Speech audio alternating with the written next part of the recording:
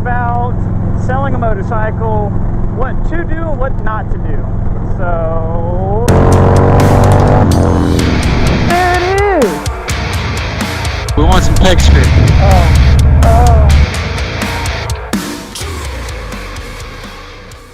Alright, so today I'm on my dad's 2010 Electric Glide Ultra Classic.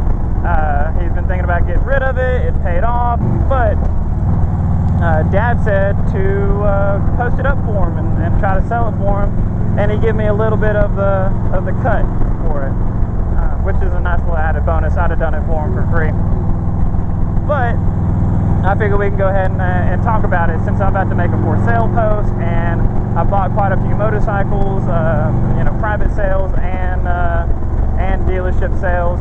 So things you want to do when you're listing a motorcycle, things you don't want to do, and we'll go ahead and start off with it. Good pictures.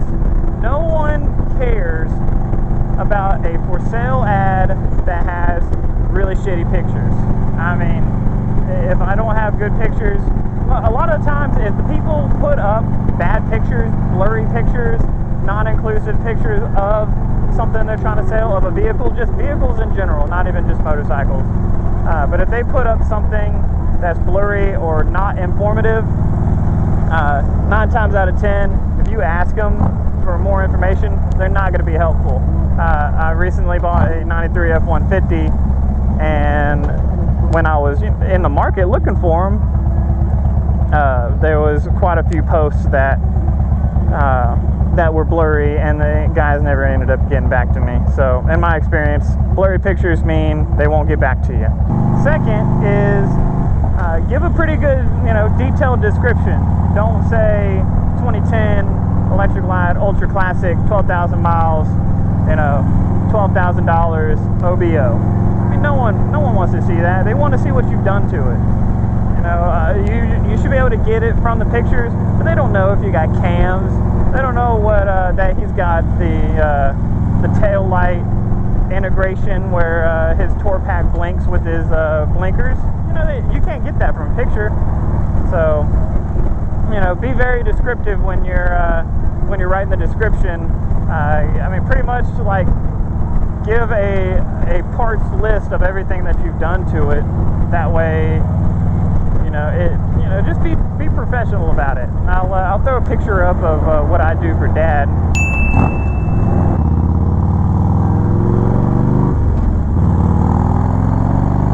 Third, be responsive.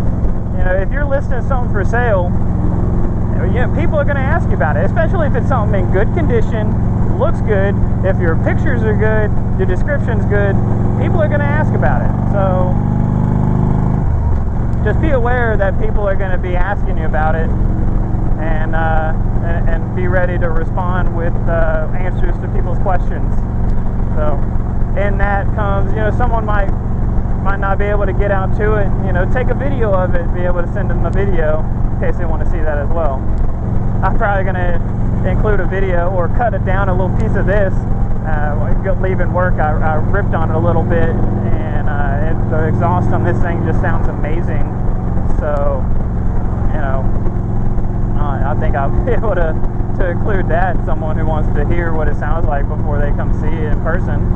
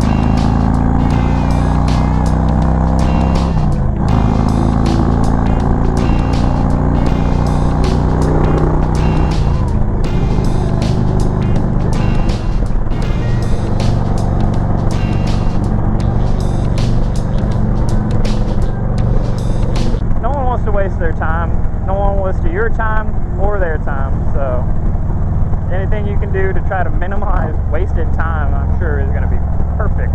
Fourth, don't hide anything. If you got something that's wrong with it, I mean, be straight up. Don't let someone buy something and then find out that you lied to them. No one likes that. I've bought quite a few things where something has been wrong with it right out the gate.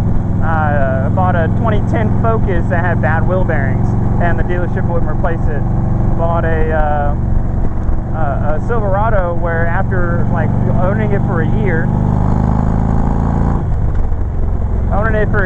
the transmission felt like it was slipping, but it had like 30,000 miles on it. So, all right, maybe we'll make this a 5-tip video. So, whenever you go to meet somebody, don't meet anybody in an abandoned area. Don't meet them in a sketchy spot, and don't meet them like somewhere near your house or at your house. You know, I can't tell you how many times someone has offered to, like, you know, hey, I'll just come to you, and I'm like, whoa, no, I'll meet you at a general location like a supermarket, or we have things in our area, Roanoke, they're called park and ride. So a lot of people, like, they park there and they'll carpool, or the buses will come pick you up from there. I've met quite a few people there because it's a frequented spot. It's not abandoned. You know, there's people coming and going all the time in that area. It wasn't a sketchy spot to meet somebody. You never know what someone's going to bring up to you. I mean, be safe out there. I've sold drum sets. I sold a drum set to a guy, and my dad went with me. I was like 19, 20. Now if I go meet somebody, I usually have my wife with me or my Glock. You know, I carry some sort of protection. Don't meet them at nighttime. You want to meet them during the day and in an area that might be under surveillance. So be aware of that, and try not to get yourself into a bad situation where you might not be able to get yourself out of. So yeah, there's your 5 things to be aware of when you're selling a vehicle. I mean, these are also things to keep in mind if you're buying a vehicle. You know, don't buy something that someone half-assed put their time into. You know, if they're not really putting the time into selling this thing properly, did they put the time in to maintain the vehicle properly? Is that really someone you want to buy from? But I mean, with Facebook Marketplace out there, it's so easy to find, to message people. It goes straight through their Facebook account. A lot of times if it's on there, the people are responsive. Lately I found some posts, you know, searching for Dakota Sportster or my old truck that I recently bought, and you find the people who are unresponsive. And here's a bonus tip: if when you sell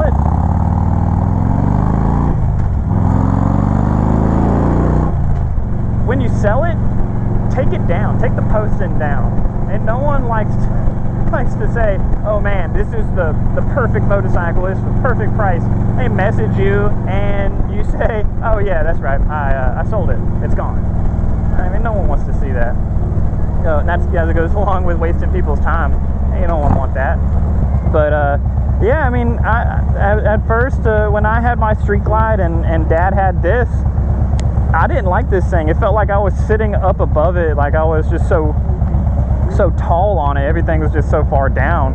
But rode it to work today, took it on the interstate, and it was just a blast. This thing rips.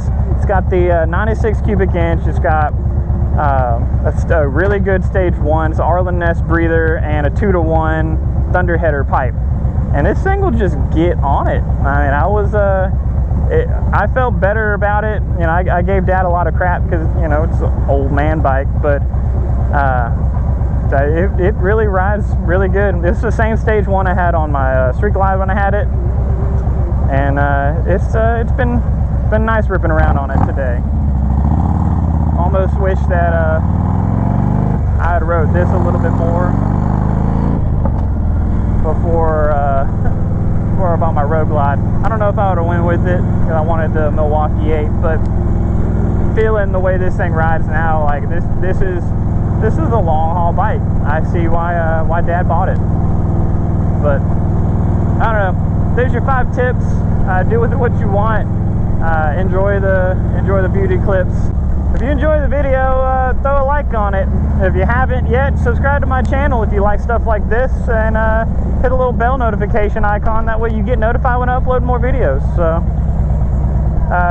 let me know down in the comments if you've ever had any bad experience buying or selling anything, and you know, I'd like to know people's experiences with it. So until next time, guys, y'all have a good one. Bye.